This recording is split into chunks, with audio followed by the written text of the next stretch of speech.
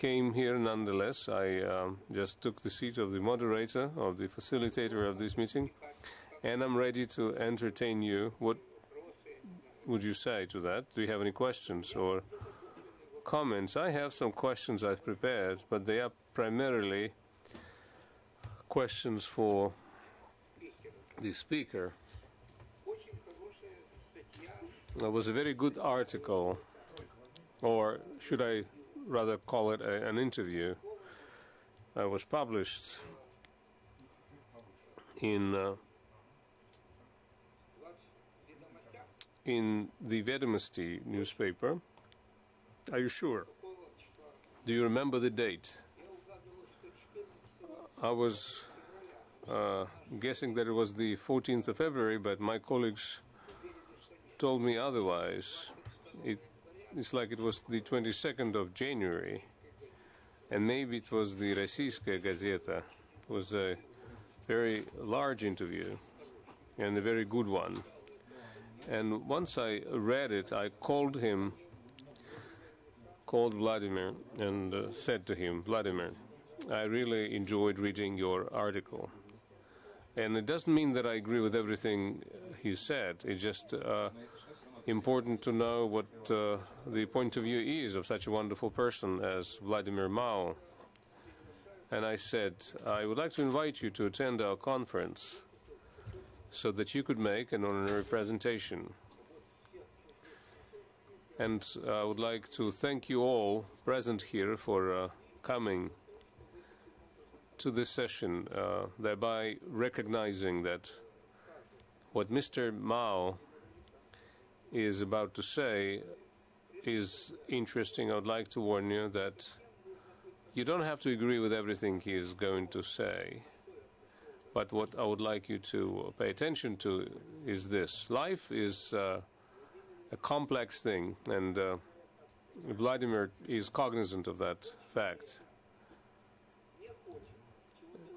Well, you want certain things to happen, and then you don't want other things to happen, and then you can ask him for what he would say about this. He's a very polite individual, and therefore he had called ahead and said that he was going to be late because traffic is bad today, and that certainly is not something that comes as a surprise.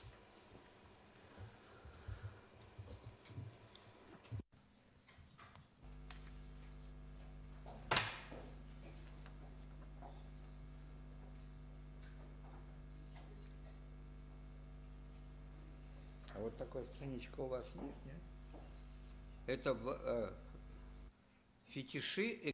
Did you see this sheet which contains the title of today's presentation? The title of today's presentation is The Fetishes of Economic Policy. I will read out the abstract. It's not too long, and we'll fill in the pause. It's an honorary presentation by Vladimir Mao called Fetishes of Economic Policy. He is director of RENAPA, the Russian Academy for National Economy and Public Administration, under the President of Russia. The report analyzes the trends of social and economic development of the country as we complete or we come to the final stages of the global structural crisis. We're discussing the key traits of the model of economic growth and the issues of the restorative agenda and the economic policy for the upcoming period. And that includes a non-inflationary model of economic growth, new configurations of global currencies, and the role of cryptocurrencies, the issue of the independence of central banks and the expansion of their role in contributing to economic growth and fostering new tasks and models of public administration, the interaction between inequality and economic growth.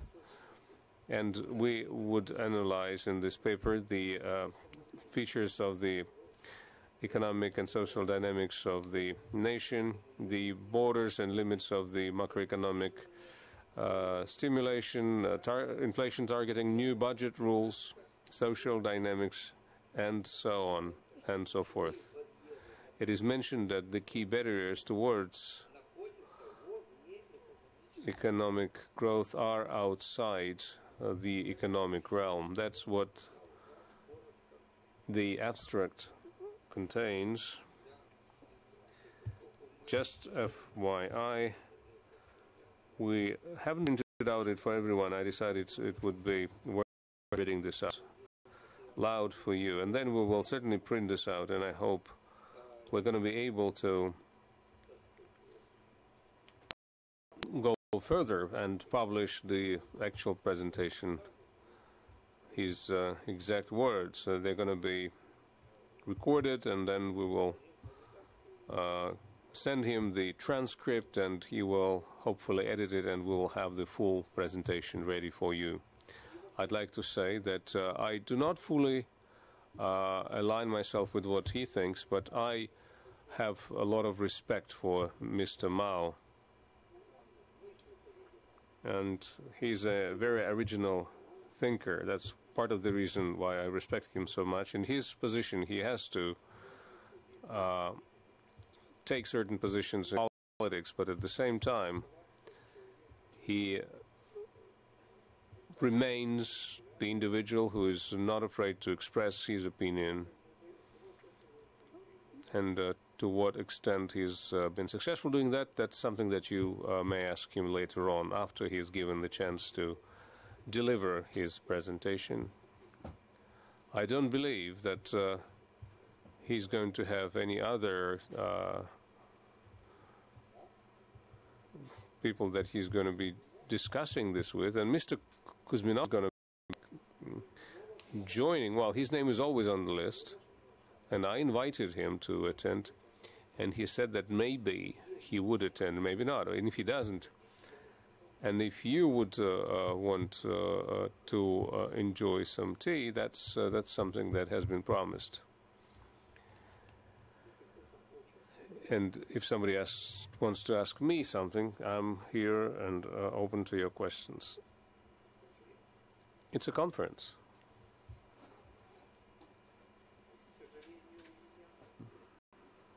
The person asking the question is not using the microphone, so the question is not heard. So I don't have a broad range of impressions, but what I've seen so far, I really enjoyed that. The very first day was quite engaging. The very first session was very interesting. It was dedicated to the matter of finances. Mr. Siluanov was the keynote speaker, and he is the person that takes a particular political position. He tries to explain where he stands. He's being careful, but at the same time he drives the point home. And Siluanov, as always, has been on the target, and Ms. Golikova was one of the co-presenters. Has any one of you attended that session? You listened to the broadcast? Okay, that's encouraging to hear, and I really enjoyed talking to Golikova. It was an interesting presentation, and that was followed by Andrei Makarov. He is the chairman of the Budget Commission at the State Duma. He was under a lot of pressure from the events that had happened the day before, when there was a stock market decline and all that. But he's not saying that the authorities are not to blame for that happening. But there was no reason to get disenfranchised by the release of the report of the U.S. government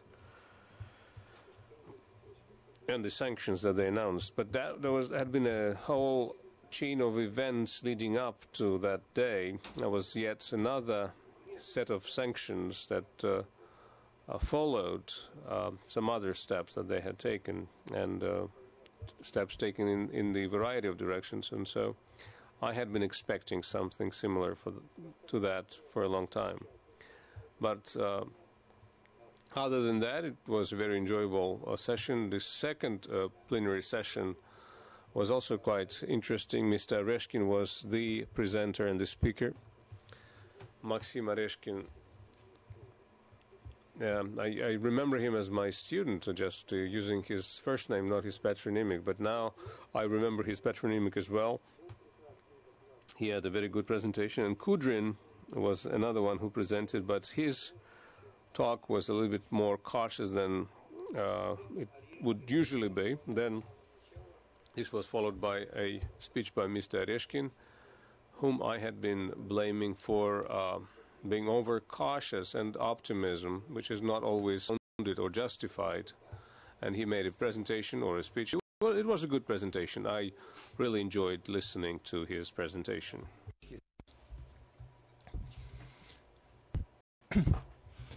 As a person who has been an examiner on very many occasions, I would give him the best grade, although I did not quite agree with everything he said. Then I made my comments. I voiced them.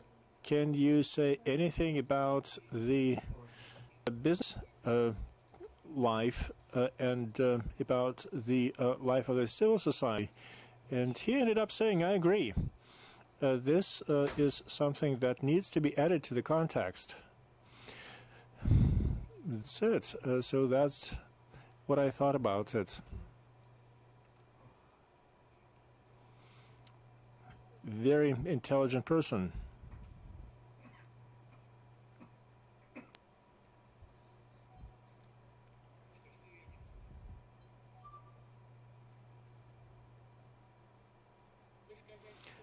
You were saying that the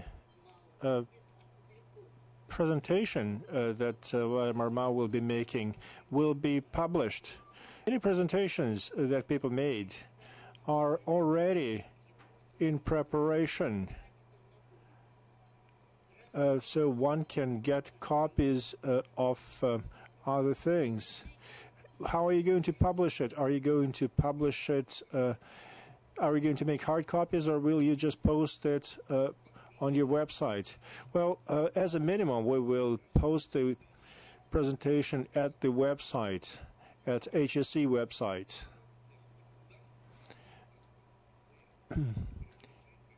If he gives us permission, we will make a hard copy too. I don't see why not.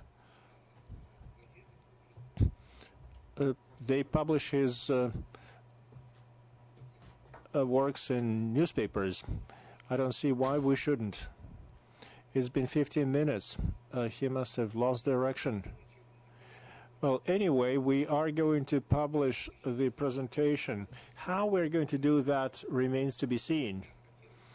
I would like you to know what Mr. Mao thinks about the current situation, his explanation. I'm not sure that you have read his interview in Rossiyskaya Gazeta and also his article in Vedomosti.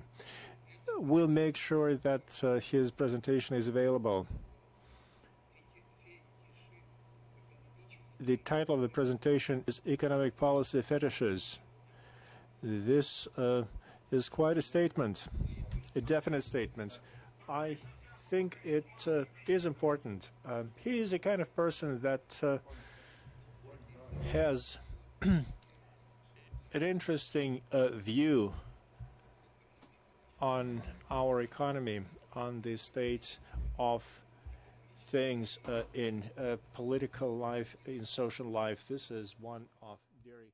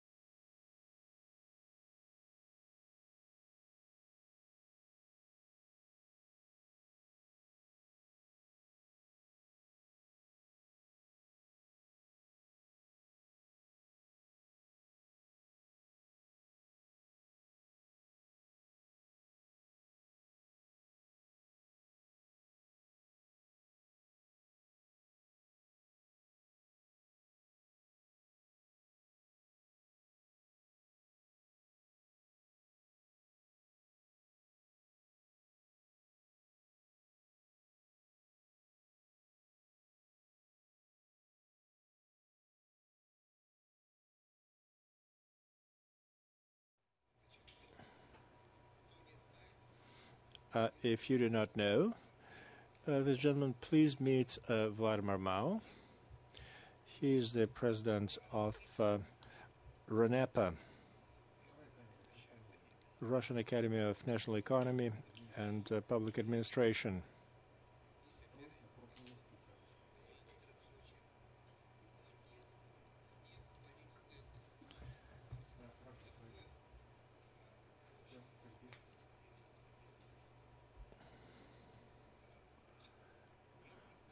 I invited Vladimir to make a presentation. He's a guest of honor, and this unique opportunity for our conferences. I invited our colleague to make a speech. The title of the presentation is Fetishes of Economic Policy. Over to you.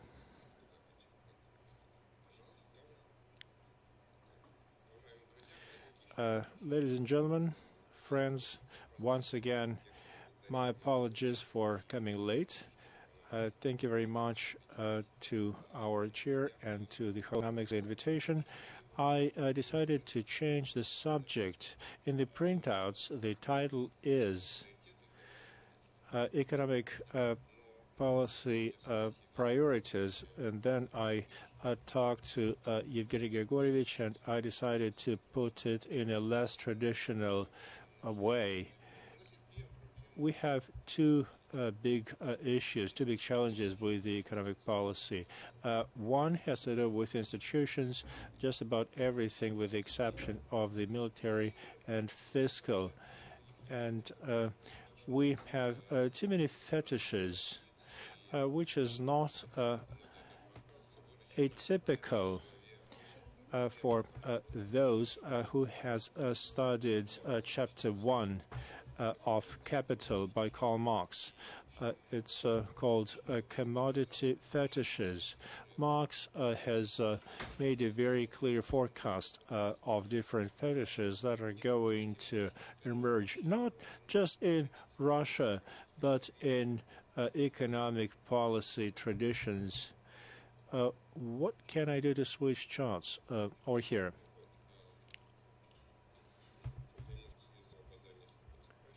I'm going to cut my presentation a bit shorter because of the time. I think the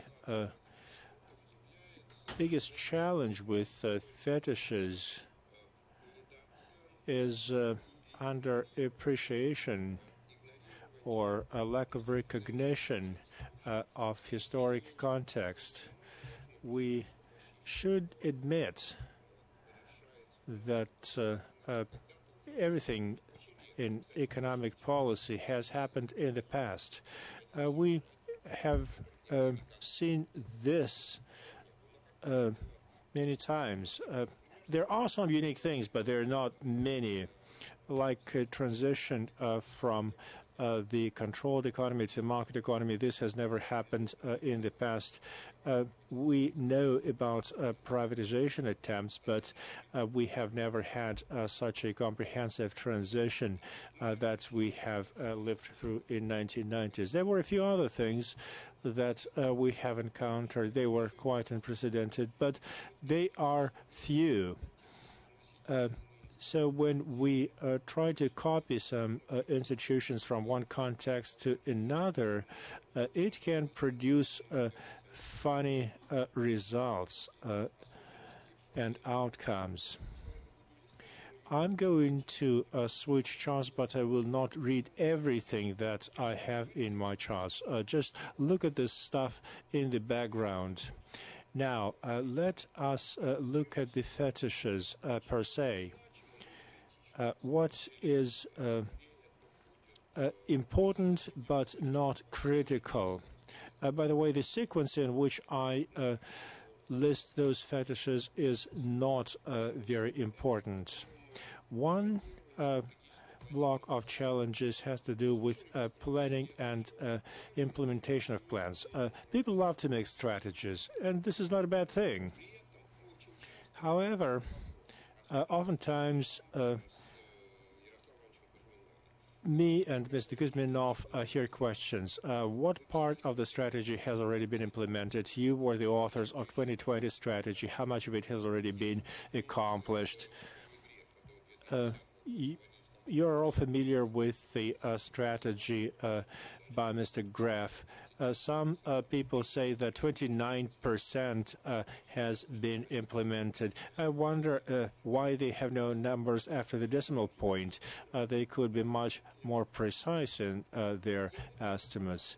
I don't want to talk about formal criterion. I will not say that this strategy was not supposed to become a document for the government to implement. I will talk about a few points. Strategy implementation. A strategy is a long-term thing. That is a path towards degradation. When we were building a 2020 strategy, cryptocurrencies were still in the cradle. Few people knew about them. Nobody knew or heard anything about blockchain technology and other technologies that have become very significant. When Mr. Graf put together his strategy in year 2000, he was using a completely different background, completely different oil prices. At that time, we had no iPhones. iPhone is a symbol of very many trends. Uber and similar businesses are just one example. I can say that he was writing that strategy down when dinosaurs were still walking around. Just imagine that. Arrival of iPhones is similar to extinction of dinosaurs and arrival of mammals. If we were just to carry out that strategy in a straightforward way, it would be an odd thing. It does not mean it is not to say that we do not need strategies. Strategies are an interesting thing. One should understand, though, that a strategy helps to identify various scenarios, and strategies help to get society to agree upon different things. But it's not about fulfilling specific parameters. Eisenhower used to say that a plan becomes outdated as soon as it is put on paper.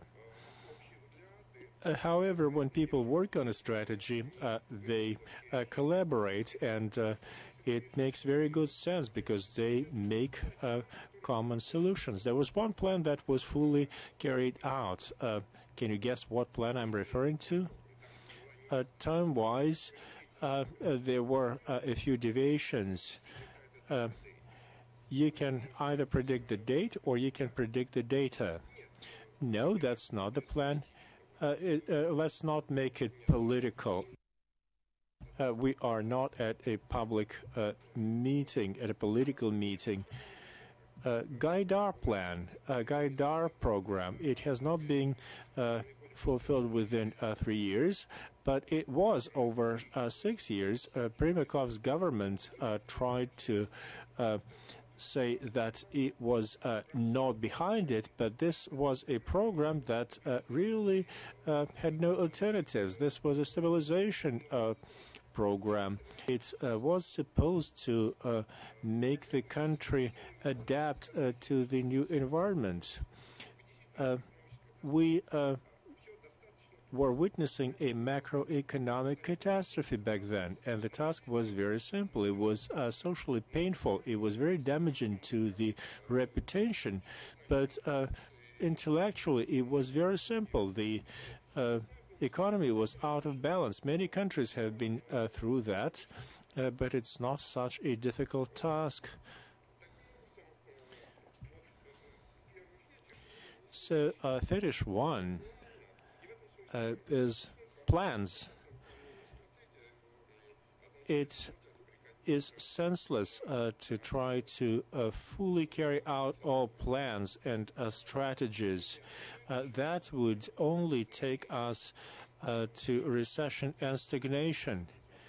And still, it's important to make plans and create strategies because the process itself is very valuable. Fetish 2 is a search for the right performance indicators. The further away we walk from the Soviet economy, the more we believe in planned economy indicators. You can use different names. You can call them KPIs, key performance indicators. Some parameters that reflect men's work are important. However, we know from the Soviet past that relying upon KPIs is a bad practice because that creates two things. One, you put together plans and you can manipulate numbers. You can show higher needs and you can show lower capabilities. What is funny, where you can read about this, is a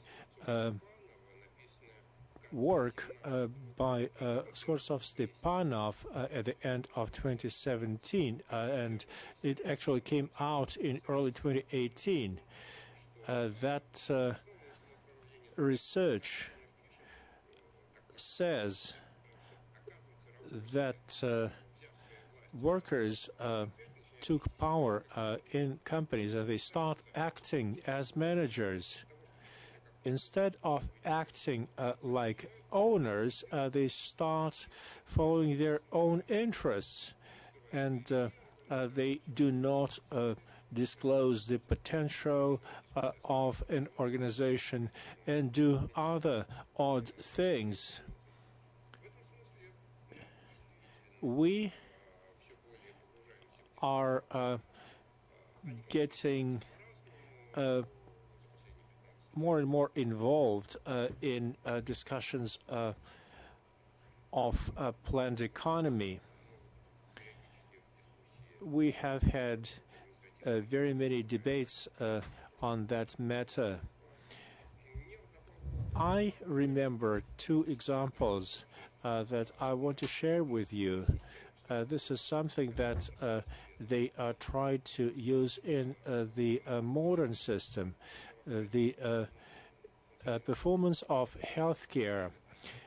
They looked at parameters like time during which an ambulance arrives to a destination, and I was wondering whether an ambulance would come with doctors. You can make an ambulance travel fast, but it may not always be good for a patient. There are a lot of variables that can be manipulated. There were some other amazing parameters and indicators. That is the assessment of anti-drug authorities based on the retail heroin prices in Moscow. The prices were growing if the Drug Enforcement Agency works well, then the prices would get higher. And they asked me what they should do about it. And I said that Drug Enforcement Agency would end up selling drugs to control the situation and to show better performance. Those fetishes associated with KPIs are highly doubtful and should be avoided. 3. industry priorities. When Yevgeny Grigorovich was the Minister of the Economy, I remember many people asked him about his industry priorities. And business community often asks this question: what is your priority? Just tell us. Is it agriculture or aerospace? Anything could be there.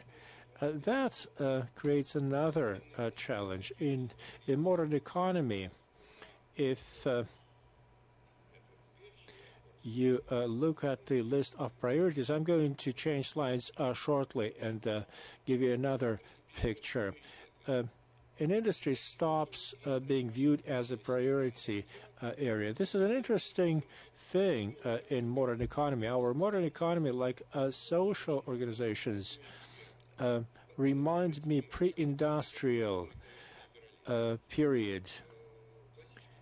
A classic liberal in the 19th century would be blamed for conservation of backwardness. They would say that industrial countries should remain industrial and agricultural countries should remain agricultural. No progress should be made. For classic liberals like Adam Smith, industry is not advanced. Agricultural monarchies were the strongest states. So industry priority, if you look at it from different angles, is an odd thing.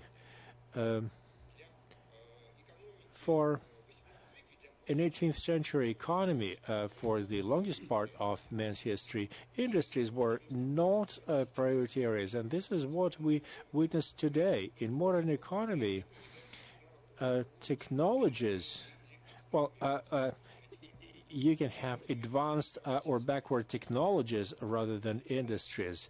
You can have very advanced technology in one sphere and have backward agriculture. You can have advanced macroelectronics, or you can brag of the biggest microchips on the planet.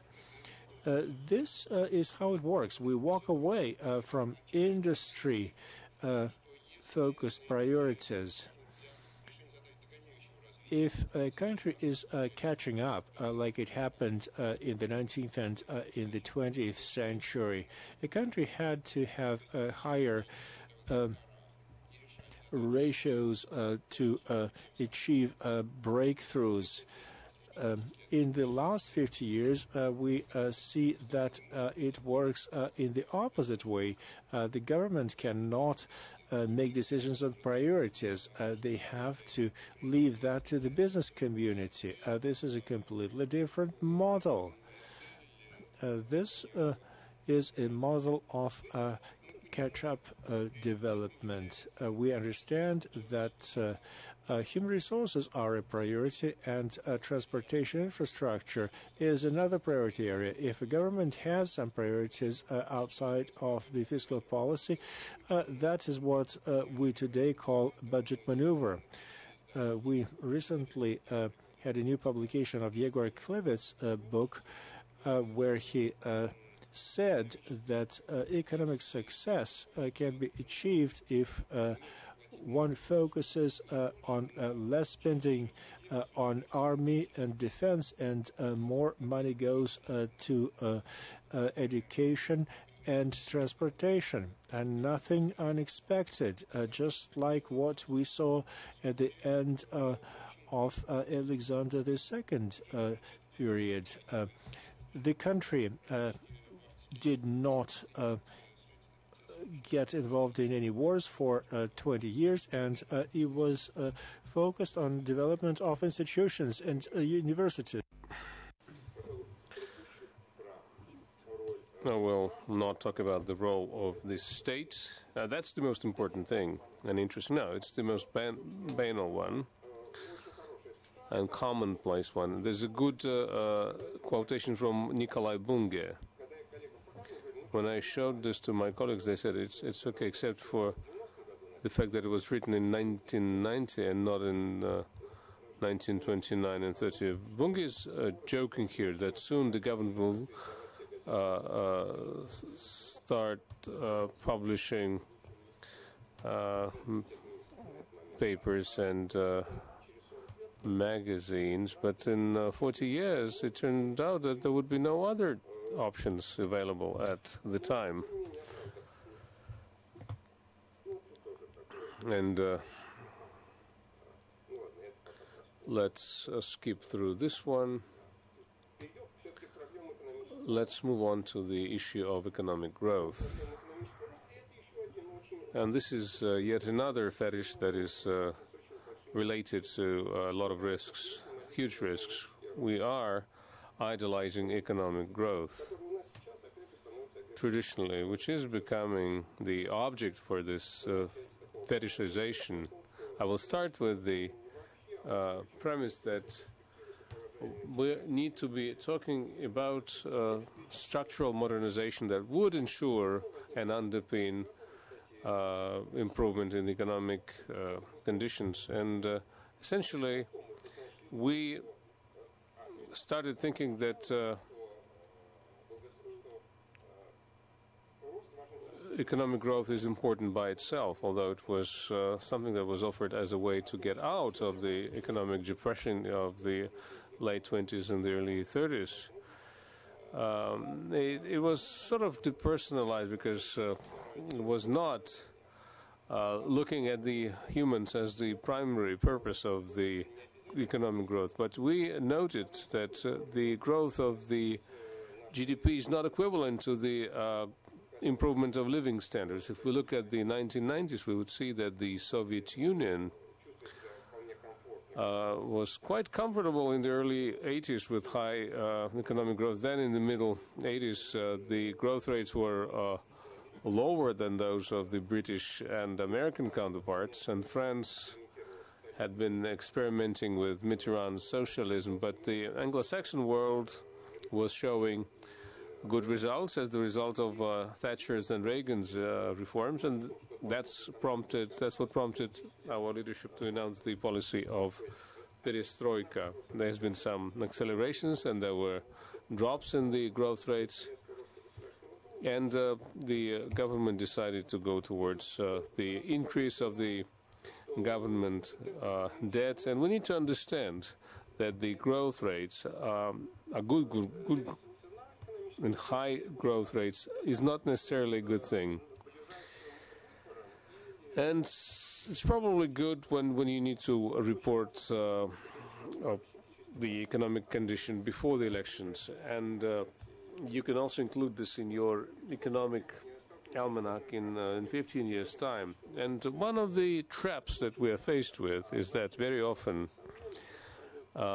anything that leads towards a short-term acceleration is bad from the standpoint of long-term growth. And what's good for the long-term growth is not something that you can report at the end of the year or two. It's a serious political trap, and it's the major source for populism. And it's an important consideration to keep in mind. It's important not to fetishize the economic growth rates, because the improvement of living standards and the well-being is not directly correlated to the high growth rates. Now there is a discussion about how to measure all of this, and Maxim Areshkin presented his vision the other day, talking about what's happening from the standpoint of our working population, and things do not seem too bad. But things are not just produced, but they're also consumed. From the standpoint of production, the GDP seems okay, but from the standpoint of consumption, things are not as rosy, because it's not just those who work that can consume, it's the others as well. It's not a matter of manipulating statistics. You can make the appropriate report, and you can do the right calculation, and then that would allow you to meet the expectations that were addressed in the presidential proclamations. But it has to be reflected by what is happening in the specific industries. But the growth rates should be targeting long-term structural modernization in the economy. And I shouldn't even mention or broach the subject of the current technological situation, and it's not my term that I'm going to be using, it's something that I heard from someone else. It's the so-called technological deflation, when the new goods get cheaper at a rate that is faster than the way they get distributed. Our well-being and the wealth of the country is improving because the goods are getting cheaper. Uber, electronic books, e-books, and iPhone are good examples of this, because an iPhone combines many functions of several products you would have to buy separately: a radio set, a compass, a typewriter, and a player for music. Uber reduces the price for taxi services. It reduces the demand for personal cars. E-books, they improve our wealth because we produce less of cellulose, and we reduce the load on our stores. And we live in a world where the GDP statistics, which is often criticized harshly, is becoming more of an intellectual issue than a technical issue, and that is why we shouldn't be targeting these parameters alone. Another conclusion I would like to draw based upon this, speaking about fetishes, it's the investment dynamics over the recent years. Investment and GDP ratio, they would be several percentage points lower than investment vis-a-vis GDP. The situation has been changing recently, but when you have this low investment activity, this means that you have both a challenge and a serious solution. The challenge is that the technology is changing so fast that the businesses do not understand where to invest. You can start investing in an advanced project, and in 4 years' time you would find out that it is no longer an advanced, a bleeding-edge project. And people would probably sometimes want to make quick bucks and invest in a building and then sell it the next day. But in this case, it's not really clear when to buy this computer. You bought it today, then in a couple of days you find out that you should have waited a couple of days and bought similar computers cheaper, and you need other types of computers to boot. So there are a lot of technologies that have sort of built into them the mechanism of slowing down the investment activities, but at the same time technologies emerge that make long investment unnecessary. And we keep talking about what are the sources of long money, but shale gas and oil are interesting because they are alternative sources of energy, but that's just one issue. But the other part of the matter is that you can get your money, your investments recouped in a quick period of time, as opposed to the traditional oil and gas production. This is the political economy where you do not need long investment. It's not a problem of finding the money for long investment. It's rather a problem of finding the right technologies that allow you to reject the whole idea of long investment. And so this is one of the challenges of today's era. You have very rapid technological shifts, and you can respond to them without long-term investments that you would have to then recoup over several decades rather than years. Another fetish I wanted to bring up, and maybe Evgeny Yasin will judge me harshly for that, it's the fetishization that serves three purposes, such as the social economic emergence of effective owners, it's the fiscal and the political reasons, such as the government is buying political support through such privatization. In some cases, those goals may coincide, as was the case when Thatcher was privatizing some industries. But if we look at our situation back in the 1990s, that was a classical case of the revolutionary privatization. One needs to understand when we had a three-digit inflation during the first years, that means you don't have any fiscal problems because you have the printing press. It would be absurd to wait for an effective owner when you don't have political stability or you have well-defined national borders. Plus you have the macroeconomical situation that you have.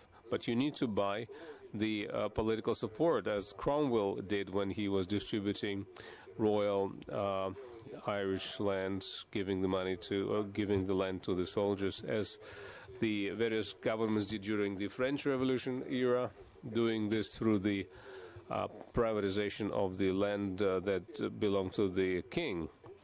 And was the privatization in the 90s was successful? It was, because it was able to achieve the goals it was pursuing.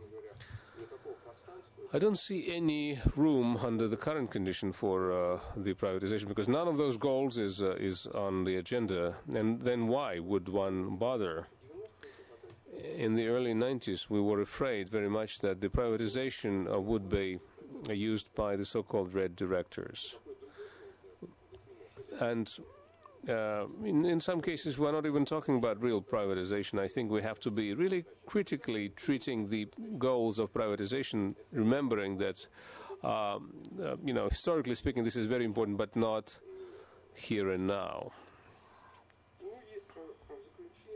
And in conclusion, I would like to mention another fetish, which is the fetish of the painfulness of reforms. Gaidar once said that the reforms that he was slated to do were intellectually very simple and straightforward, but very painful. The reforms of the recent 15 years, they were not painful, but they were intellectually very difficult. What is health care in an aging country? What is effective education? What is a pension system that is effective? We just don't have an experience that could easily be used, because every experience is unique.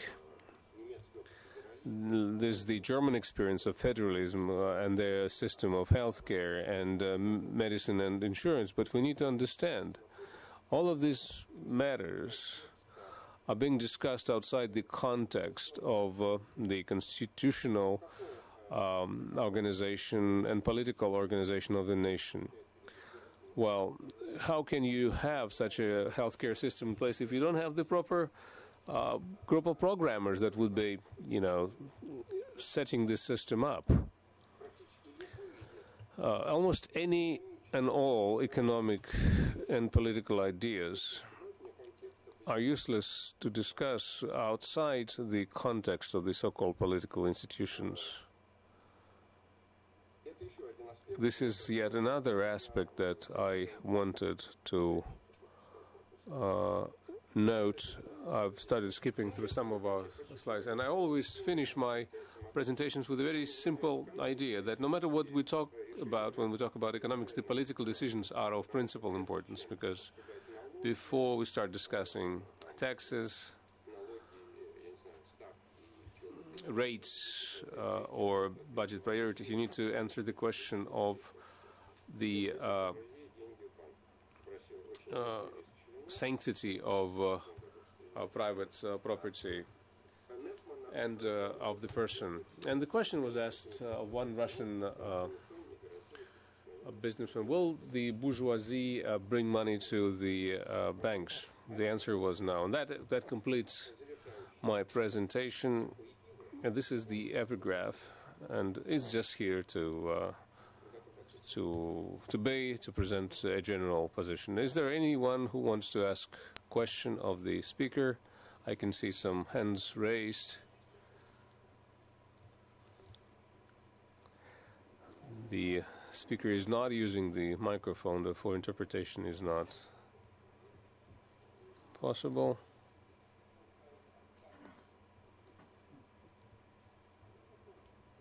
But you should all get ready to start asking questions.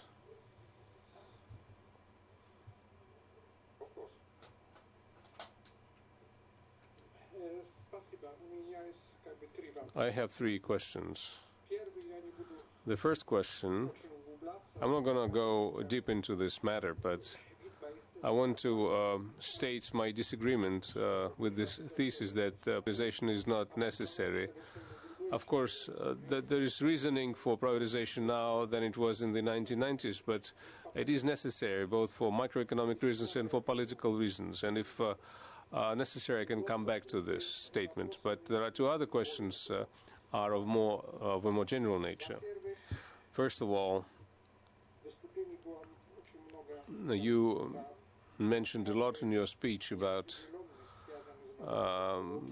uncertainties that are caused by the new technology, and it looks like one could get a feeling that the rates of the technological revolution are on the increase. I personally do not know whether they are on the increase or not, but according to the literature that is quite common, people like Roberto Gordon and others who say that the third industrial revolution is already behind us.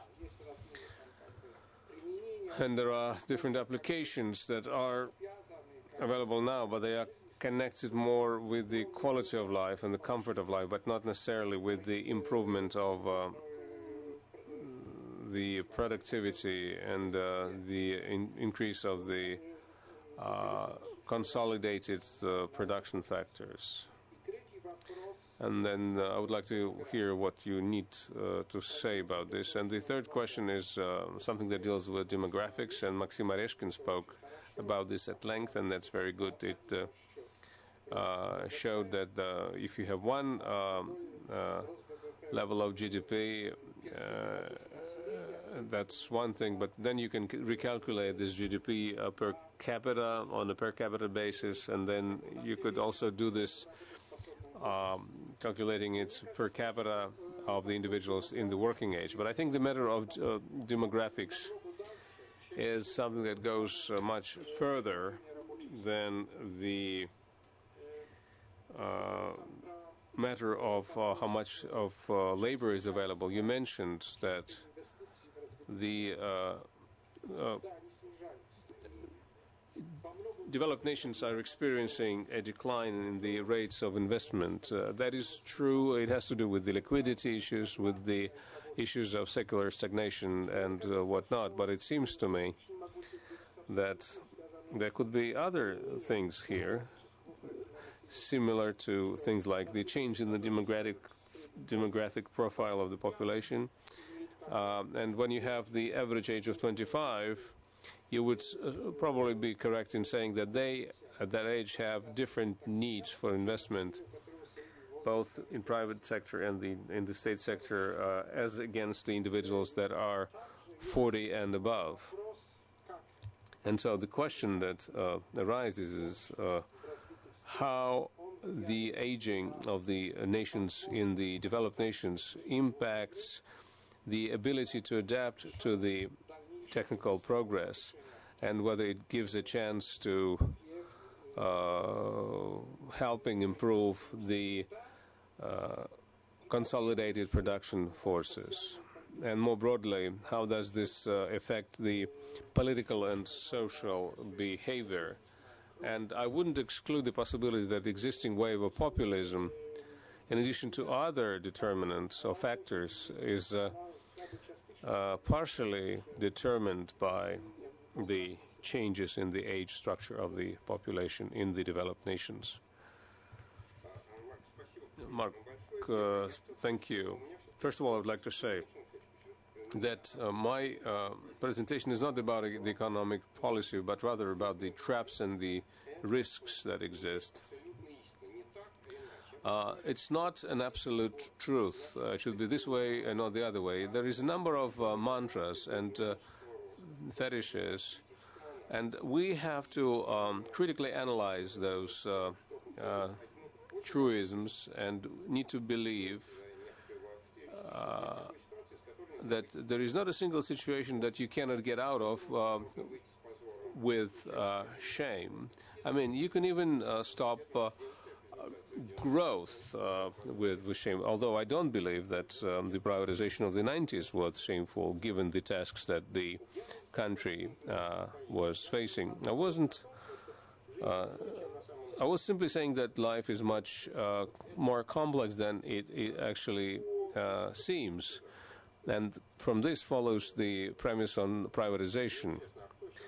I'm just curious as to who's going to be buying this property. It's a combination and interrelation of the various factors. Make policy first.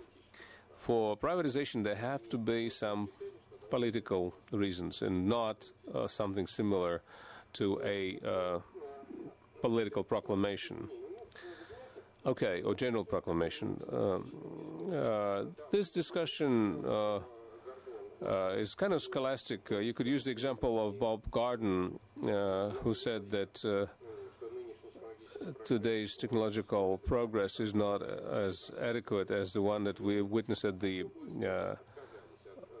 end of the 19th century and in the early 20th century. But what are the things that people would say no first? Would it be the mobile phone or the water closet? I would more eagerly say no to the iPhone rather than the water closet, but the younger generation may choose otherwise. And that's what Gordon was talking about, together with other arguments that confirm that the situation may be a little bit more complex. And when I used the example of the technical progress, I was trying to show that that today's technological progress makes our understanding of the economic growth in real terms, in the GDP terms, more complex. And again, the notion of the GDP is something that just emerged 80 years ago. It's not something that humanity lived with all this history. It was a response to the specific economic situation that unfolded at a given time. But this is something that has been changing over generations and not something that is occurring within the bounds of just one generation age band. And I mean, it's more difficult to ignore an iPhone than to ignore, let's say, today's water supply and sewage systems that Mr. Gordon is citing or alluding to in his work. Speaking about investment, I'd like to say that it's not just the dynamics of growth and stagnation cycles. It's certainly something that is debatable, but it's not the reality that we find ourselves in. But there is definitely a gap between the investments and the savings, and this gap is narrowing, and there are a lot of factors that need to be taken into account in that respect. And from the standpoint of investors, there are risks. And there is a risk that savings would be accumulated, and older and aging populations are trying to save more. But I wasn't talking about the investments proper. I was saying that there is an issue there. We need to look at long-term investments from a different perspective. And the traditional mantra that we need long money because we want to produce oil on the North Pole, that's not the same thing that what is needed under today's condition, because once we find out that if we have too much oil, it's not going to be needed if we are able to produce a lot of it. That's what I was talking about. I was saying that there are now technologies that would allow us to do it much quicker and cheaper. Maybe we should stop looking for long money and instead search for effective technologies that would allow us to get by without the long investment. That's what my premise was. Thank you very much for your questions.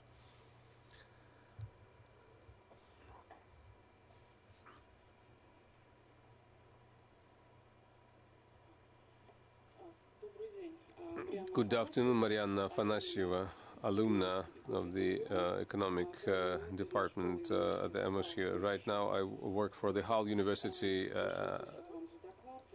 in Yorkshire. Thank you for your presentation. You mentioned the fetishism related to all of these indicators, but there's also there's also the clause of unintended circumstances, the circumstances that arise and that are not intended.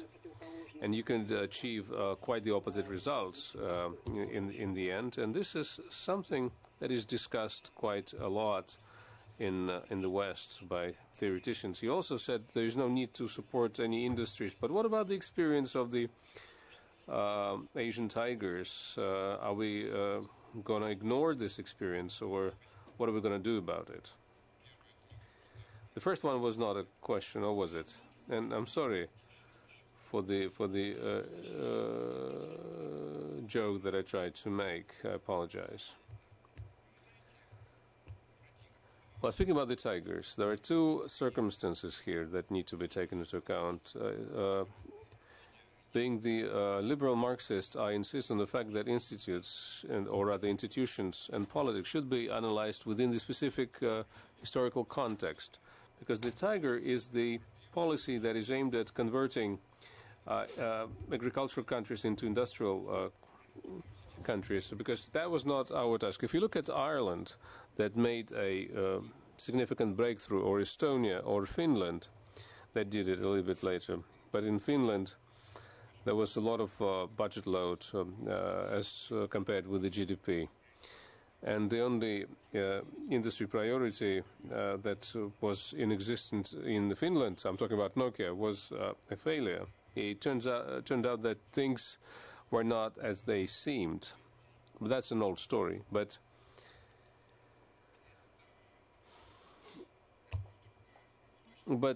this is a different matter.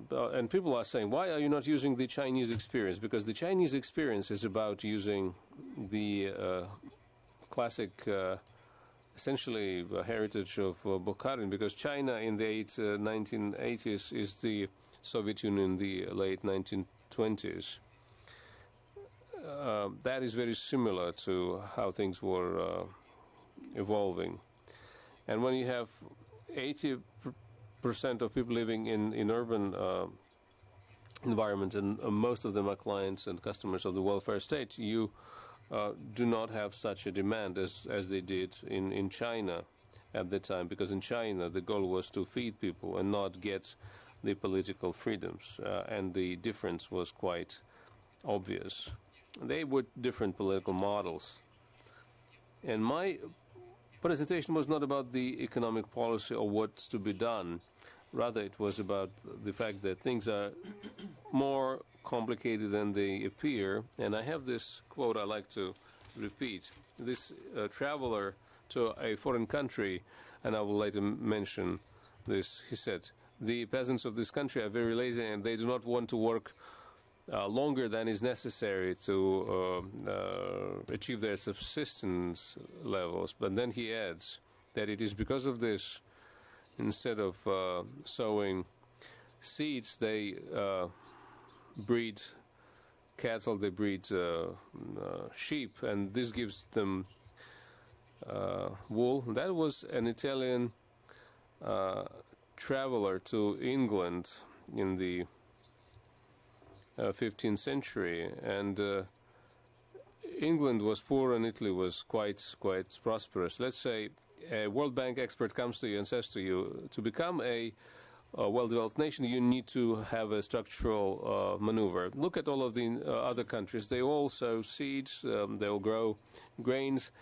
You need to do that. Or in the alternate case, you would need to replace your agriculture with, let's say, a focus on cattle farming.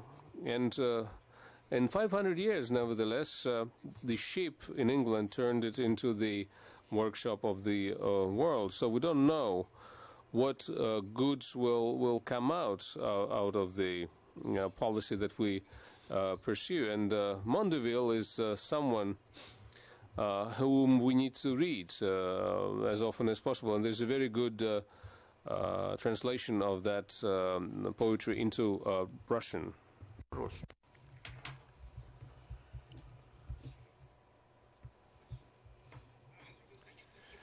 Thank you, Vladimir.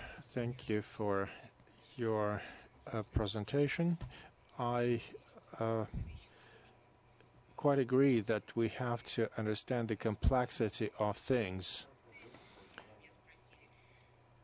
I keep telling people about that. If somebody asks me what my economic fetish is, I would say that life is becoming more complex.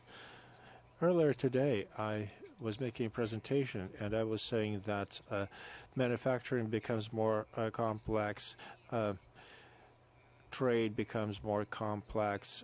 There are so many things today that cannot be analyzed in the same way as we did in the past. It is true for many different industries. In many countries, people realize that industries are no longer relevant. They focus on specialized production. I could keep talking about this for a long time, but back to the question. Yesterday, we had a very interesting panel discussion. Mr. Shaheen was the chair. And the panelists talked about possible changes in the business environment in the light of the latest block of sanctions against Russia. Many people were saying that we would probably walk towards mobilization type economy.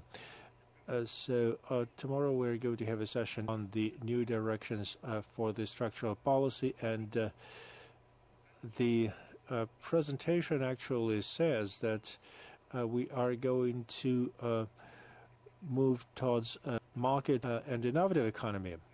And now my question, what do you think? We're facing a choice between these two paths. Are we going to make a choice based on the political considerations? Is it going to be a politically motivated decision, or you think sanctions can have such a strong impact on the economy that we would opt for some scenario that would be determined by objective economic environment? This is a difficult question, but you were saying that future choices will be determined by non-economic considerations, social, cultural, political, and otherwise. But we end up in a very unique situation when sanctions impact the economy. I talked to Andrei Yakovlev yesterday. He was also making a presentation, and he said we have different elites and they have difficult relations. And I asked him, against the backdrop of sanctions imposed on Russia, what do you think the actually first consolidation and then even a greater split?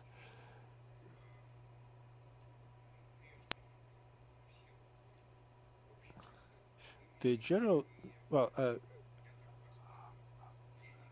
Lenin wrote that policy cannot be paramount, it cannot be above the economy. That is true. However, that is not an answer. This is just the beginning of an answer. In fact, there are short-term and long-term interests in politics, and they may contradict each other. So it's not between politics and economic considerations. Oftentimes, everything is in the same direction. It's about time horizons. Oftentimes, short-term interests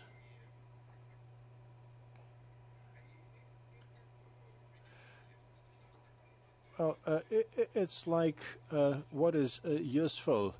A glass of water costs a lot less if you're sitting by the river than it would cost if you were in the middle of a desert.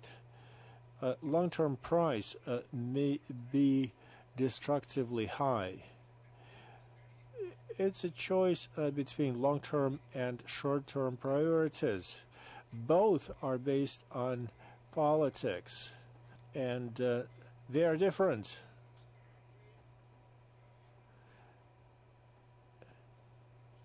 On the other hand, in the situation of geopolitical stress, and I'm thinking about the last 50 years, mobilization type economy often turns out to be more effective. Deng Xiaoping liberalized the economy after tightening of the knots in the 60s. The foreign investment started flowing to China not in 78, but in 91, 92. That's when they saw a very strong increase. After the events, did not have the majority in the Politburo. He decided to liberalize the economy despite tightening of the political situation. When the events at Tiananmen Square took place, shortly after that, he made that journey to the south. I think it was 2 years. I just want to stress the point that the events at Minsk triggered many events. Many Western countries decided to stop relations with China. This was true for countries, but not for businesses. Chinese government showed that it had full control of the situation. They had stability and they had high economic potential. Do we have any questions? Please, don't be shy. It gets interesting. Thank you. Thank you very much for an answer. Is or should we try to make things more simple and start acting? Who are you asking this question to? This is an abstract question, and I'm going to give you a simple answer. You should do away with the third period. And now we can start talking about the definition of a third period. It's a question about the economic policy, the decision making in the economy. Life becomes more complex, and we would need time to have in-depth understanding of what is going on. So what should we do? Should we wait until we have full understanding of what's going on? Should we wait, just go with the flow? Or should we act immediately? This is not a question for an assistant for an aide. This is a question for policymakers. This is an easy question to answer. My colleagues and I, in the last 18 months, have been quite active working with Mr. Kudrin, and I share his policies. I think that they are acting in a very realistic fashion. I think that is quite a clear program. The documents they generate are the result of a collective action. I was not in full agreement with the 2020 program. I told you that I was quite skeptical about privatization. That is one example. I'm not against privatization. I am against privatization in a specific historic period, in a specific environment. In social and economic context, what Center for Strategic Studies does looks good. I'm a part of that effort. I was listening to Alexei Leonidovich the day before yesterday, the first day of the conference. He was making a presentation, and it was quite interesting. And I had this feeling that he is more cautious these compared to a year ago. Life has become tougher. That is a brief and unclear answer. There is another part to this statement, and I am going to tell you about it later.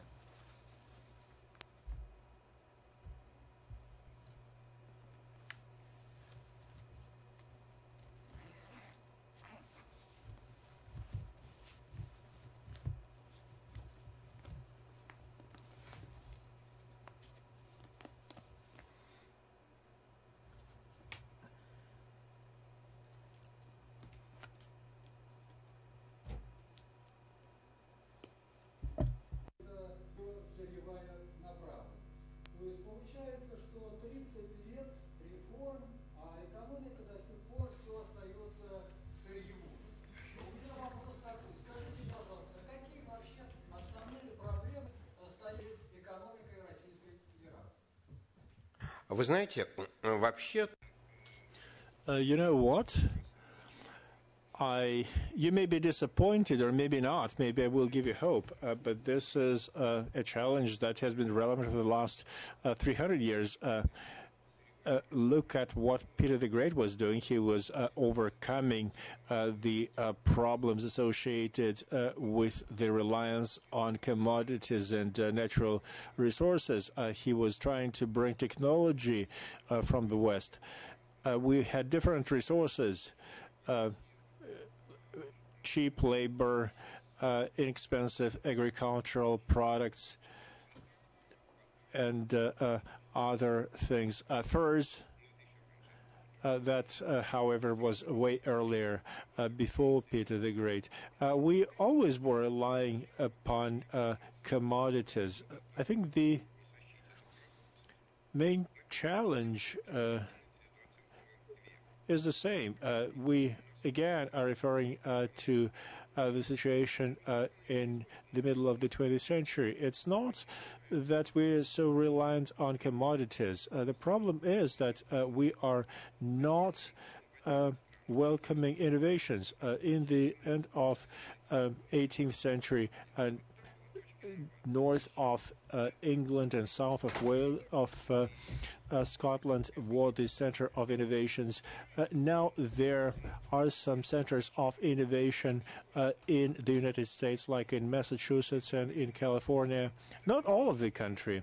When people are telling me that Soviet Union was an innovative country, I will say that the secret police was very innovative, and the Soviet Union was successful because it was applying innovations rather than generating their thing. You don't find many areas that create innovations. There are just a few locations out there, a few universities, a few centers. The important thing is to start making use of innovations, put them into commercial use. Or make political use of innovations. The Soviet Union made good political use. The Soviet Union used technologies to build a military superiority. So reliance on commodities is not a problem per se. A country that, or an economy that is reliant on commodities can be quite advanced. Look at Norway.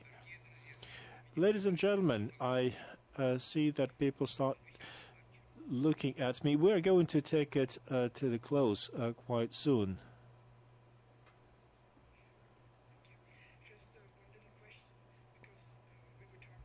Economic policy, I understood, probably I didn't understand it very well, that there is no economic policy, but only political economy. And then the question to you as president of RANEPA is, what's, according to you, the biggest challenge today for the Russian national economy and for the public administration in Russia? What do you think is the biggest challenge they have today to face?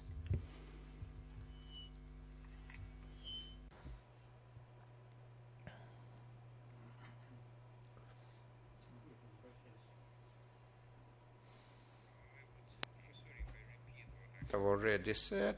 Again, it could be a very long response. It could be a very short. The short, to survive in current geopolitical situation. In very long, let's put it all my previous talk. But to put things shortly, I would say that the most important thing is to